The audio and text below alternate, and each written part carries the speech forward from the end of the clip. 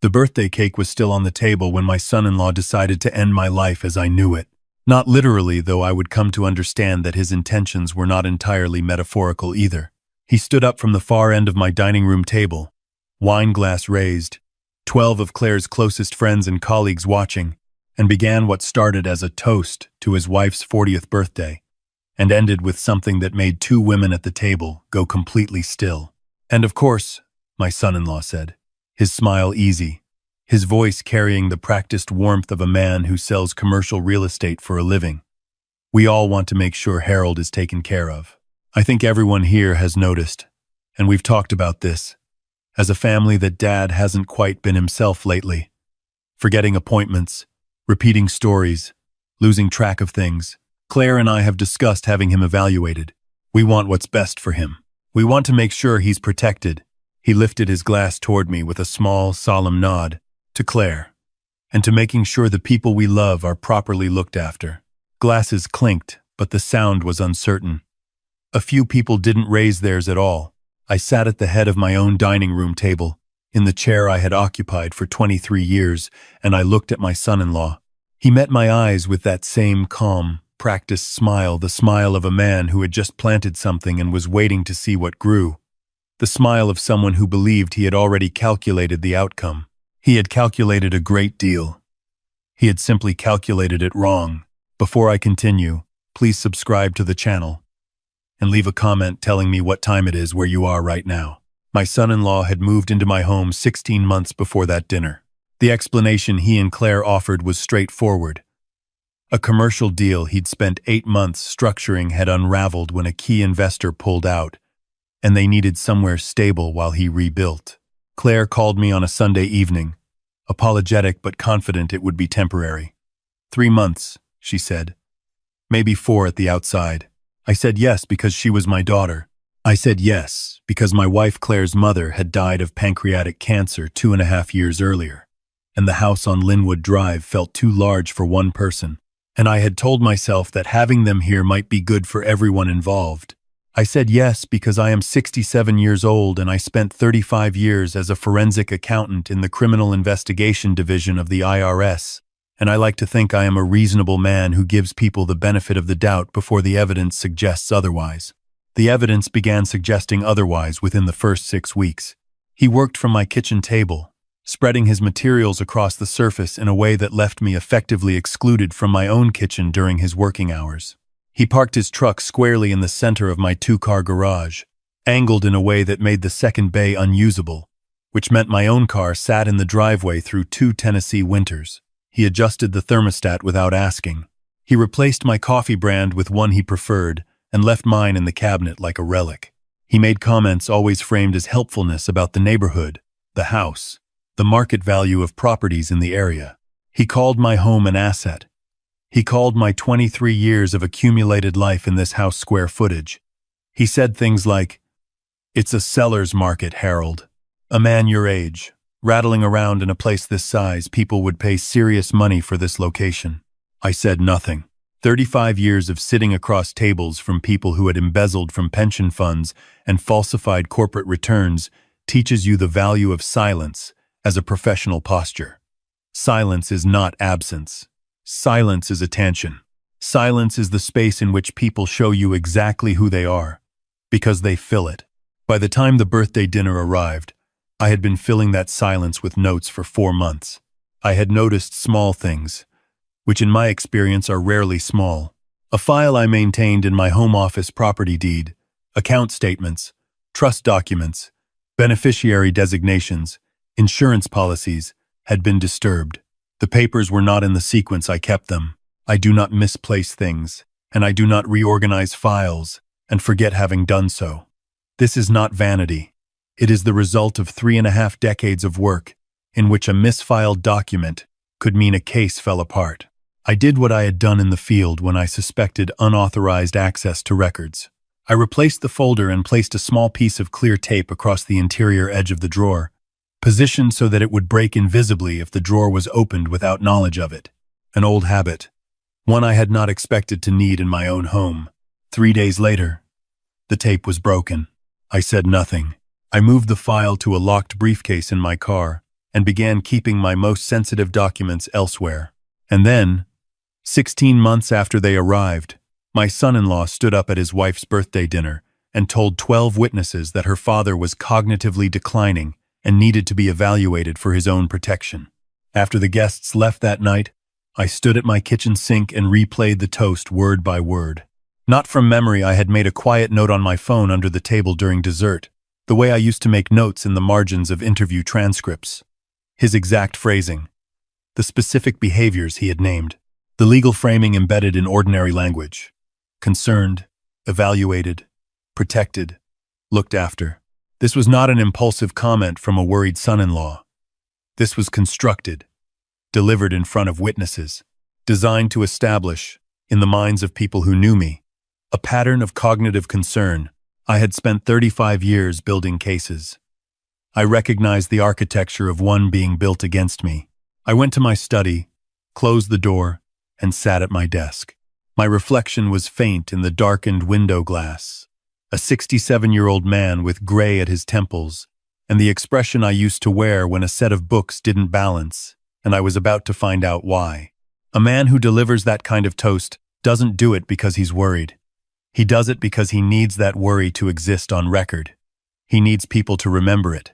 He needs it to be the kind of thing that, later, others will say they noticed too because he told them to notice it before they had any reason to.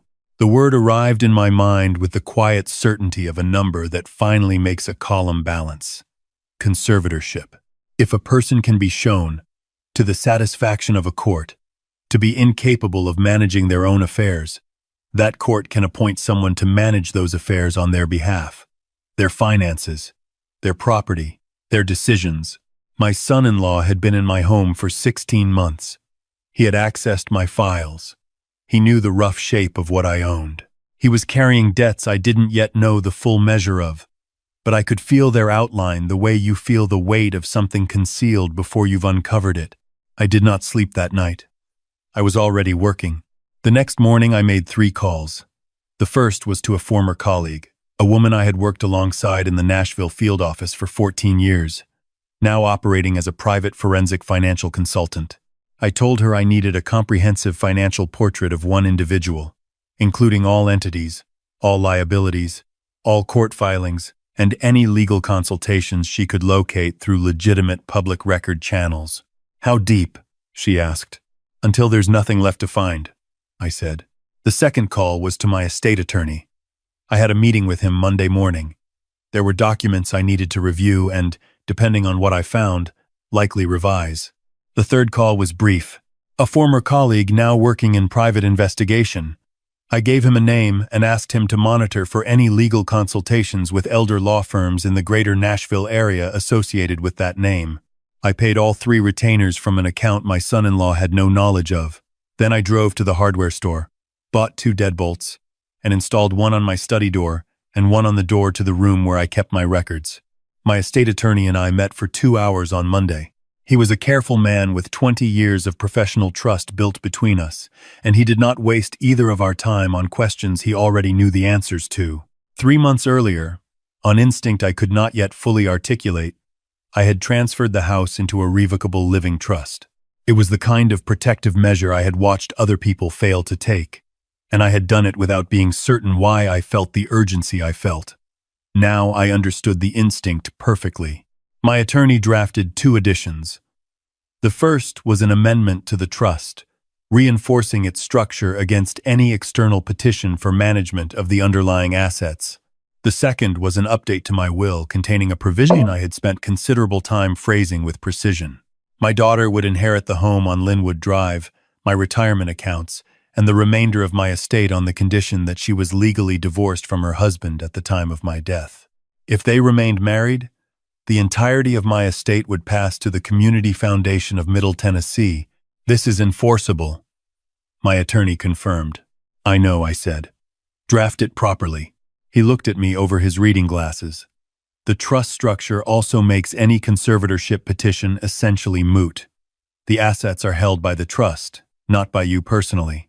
There's nothing for a guardian of the estate to manage. That was the idea, I said. He allowed himself a small, satisfied expression.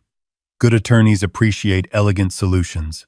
I asked him to send a formal notification letter to my daughter by certified mail. Professional language. No specifics. Simply informing her that her estate planning documents had been updated and that conditions now applied to her inheritance. I wanted her to have the letter before anything else happened. I wanted her thinking about what it might mean. The letter was delivered 6 days later. My son-in-law signed for it. My colleague's report arrived on a Tuesday, 39 pages delivered to a secure email account. I read it at a diner on 8th Avenue with black coffee and the particular stillness of someone who has been in this situation many times before, the moment when the numbers stop being abstract and become a picture of a person's actual life. 4 business entities. 2 dissolved. The third was the vehicle for the investment deal that had collapsed. Except the collapse had been engineered to a specific purpose. Losses absorbed by the entity, certain management fees redirected to a personal account in my son-in-law's name. My colleague called it aggressive, self-dealing, and underlined the phrase, personal debts, 3 installment loans, 2 lines of credit fully drawn, credit card balances across 6 cards, totaling $67,000, and a civil judgment from 14 months ago. A subcontractor who had not been paid resolved quietly before it could become a matter of public attention. Total personal liability, just over $98,000. I turned to the final tabbed section. My colleague had located intake records from an elder law firm in Brentwood. The consultation had occurred 9 weeks before the birthday dinner. The name on the intake form was my son-in-law's. The subject was described as family member, 67, potential cognitive decline, asset management, and protective oversight, 9 weeks. He had been consulting attorneys for 9 weeks before he stood in my dining room and told 12 people I was losing my mind. The birthday dinner had not been the beginning. It had been a milestone, a documented moment of public concern, delivered in front of witnesses he could name, placed in the timeline of a case he was building. I set the report down. I finished my coffee. I paid the bill and drove home. I did not tell my daughter what I had found. Not that day, and not for the days that followed. I want to explain why. Because I have heard people say that I should have gone to her immediately, that she had a right to know, that waiting was a form of withholding. I spent 35 years watching people receive truths they were not yet ready to hold. When you hand someone a truth before they've arrived at the space to receive it, they resist it. They explain it away. They protect the thing the truth threatens, because protecting it feels like protecting themselves. I had watched prosecutors lose cases this way, presenting everything too early, before the person across the table had run out of defenses. My daughter loved her husband. She had loved him through the collapsing deals and the moved-in months, and the adjustments and the small erosions of the life she'd imagined. That kind of love doesn't release its grip because someone tells it to. It releases when it runs out of things to hold on to. So I waited. I watched. And 6 weeks after the birthday dinner, on a Tuesday afternoon when my son-in-law was out and my daughter was looking for a specific insurance document in his files, she found the credit card statements. She came downstairs at 4:30 and sat at the kitchen table the way people sit when the floor has gone uncertain under them. I put a cup of tea in front of her. She didn't touch it. $67,000, she said. I know. She looked up. How long have you known? A few weeks. Dad. There was something close to anger in her voice, but beneath it, something much more frightened. Why didn't you? Because you needed to find it yourself. If I had brought this to you, you would have found an explanation. You would have defended him. I know how you love Claire. You love the way your mother loved completely, all the way to the edge.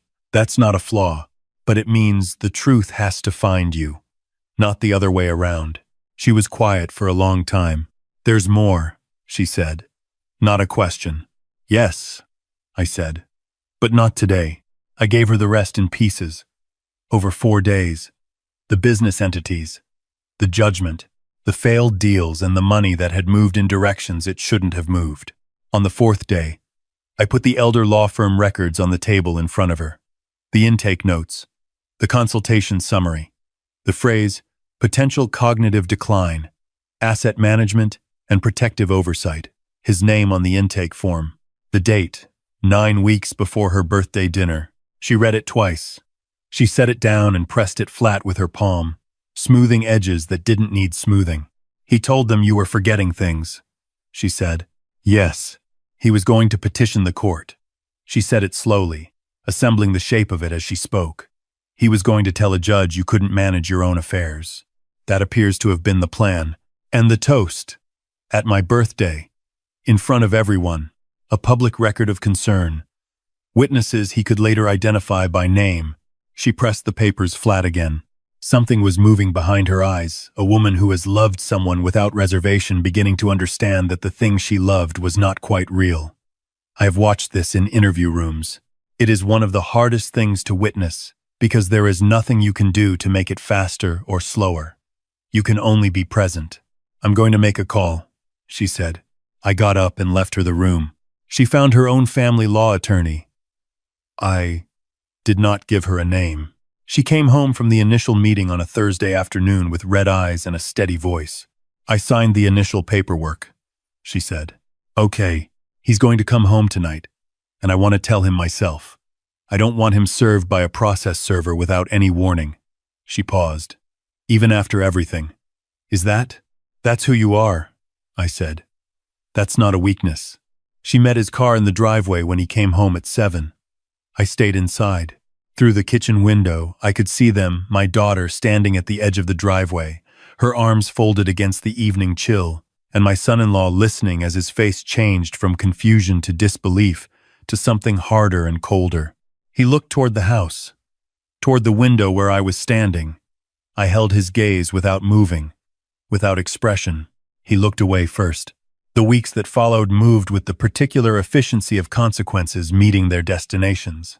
His attorney's office requested a full accounting of the marital estate. What they found, or rather, what they did not find, appeared to be a surprise. The house was held in trust, not jointly. The retirement accounts were titled in trust. The significant financial decision that my son-in-law had described to the elder law attorney as evidence of my cognitive decline was, in fact, a careful and legally airtight reorganization of my estate executed months before his first consultation with that firm. His attorney sent a letter suggesting that the trust transfer might be contestable as marital asset manipulation. My attorney responded with the notarized trust documents, the date of transfer, the clear chain of title, and a brief, precise sentence noting that the transfer had been completed 41 days before any consultation records associated with my son-in-law's name appeared in any court-adjacent filing. I received no further letters on that subject. My son-in-law moved out on a Saturday morning.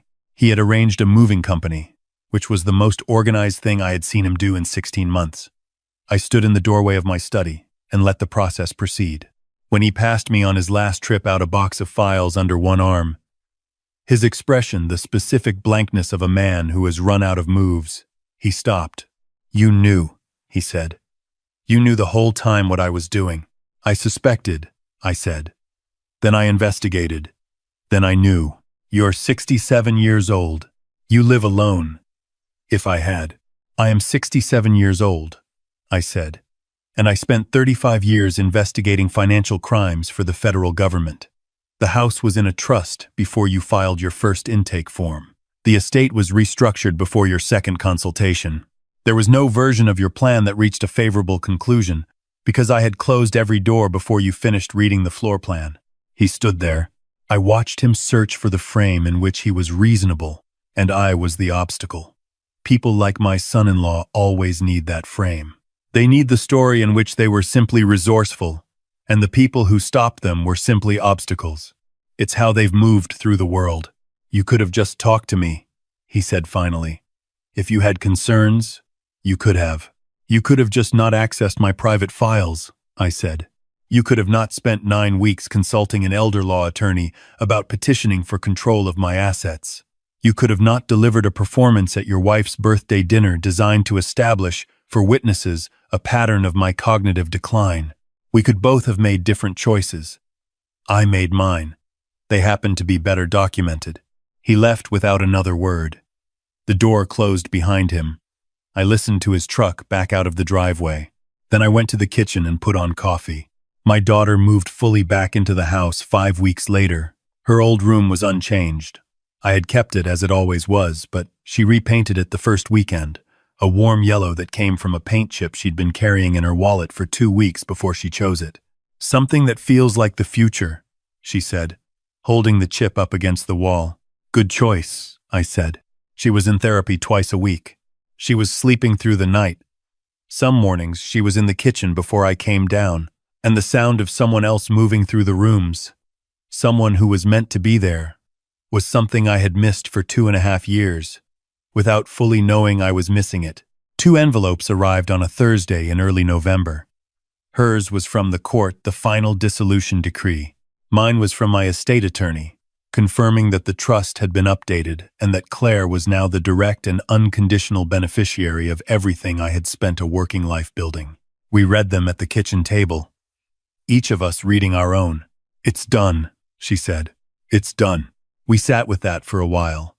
The way you sit with something after it's finished and you're not yet sure what the quiet means. "Dad," she said eventually, "were you ever afraid?" I thought about the question seriously, because it deserved a serious answer. "Not afraid," I said. "Angry. Briefly. The night of the dinner. Then focused. Fear is for situations where you don't know what to do. Once I knew what to do, there was nothing left to be afraid of." She looked at me across the table, in the afternoon light that came through the kitchen window the same way it had come through for 23 years, and for a moment she looked exactly like her mother. The same particular steadiness, the same way of looking at a person and seeing them clearly. "He thought you were just an old man alone in a big house," she said. "Most people in my career underestimated what they were sitting across from," I said. "It was almost always how we knew where to start." She smiled, the real one. The one I had not seen in too long. "I'm sorry I didn't see it sooner." "You loved him," I said. "Love isn't a failure of judgment. It's a different kind of attention. It sees what it hopes for. The other kind of seeing takes longer to arrive, but it arrives. It arrived." She nodded slowly, looking out at the backyard. The bare, late autumn trees, the sky going amber over the tree line the way it does in Nashville on a clear November evening. "I've been thinking about what I want the next part of my life to look like," she said. "Tell me." And she did. We talked until the light was gone, and then we moved to the porch with our coffee. And the night came in cool and clear and full of stars, the way it does here when the weather turns. We talked about what she wanted and what she was building toward and what she thought might be possible. And I listened the way I have always tried to listen, completely, without redirecting, without moving toward the end, before it arrives on its own. At some point, I thought about the toast. About 12 people sitting at my table while my son-in-law planted the story of my decline. About the broken tape on my drawer. About 47 pages of documented debt and deception. About the intake form with its careful language, potential cognitive decline, asset management and protective oversight, and the plan behind it. And I thought about what he had not known, and could not have known, because he had never taken the time to actually see me. That the man he was attempting to diminish had spent 35 years learning exactly how to document the ways that greed constructs its cover stories. That the house he had come to consider an inheritance was already beyond his reach before he took his first consultation. That the evidence he had created, the intake forms, the birthday toast, the broken tape, the disturbed files, had all been cataloged by the person he was creating it against. He had handed me every tool I needed. People usually do. I do not wish him harm. I have genuinely wished very few people in my life harm. What I wish for is what the law was designed for. That choices carry consequences, that documentation matters, that the patient accumulation of truth outlasts any narrative built to contain it. My daughter is healing. My house is quiet in the way that houses are quiet when they belong to the people in them. The spare room has yellow walls now and photographs on the windowsill, and a woman in it who is building something new from the materials of a life she is reclaiming piece by piece. Some mornings I sit on the porch with my coffee before either of us is fully awake, and I think about the long arc of the thing, the 16 months, the tape on the drawer, the report with its yellow tabs, the attorney's office, the conditional clause, the moving truck pulling out of my driveway, and I feel something that is not quite satisfaction, and not quite relief, but somewhere between the two. The feeling of a column of numbers that finally balances, the feeling of a case properly closed. If this story meant something to you, please like this video, subscribe to the channel, and share your thoughts in the comments. For more stories, click the link to the left. Thank you for being here.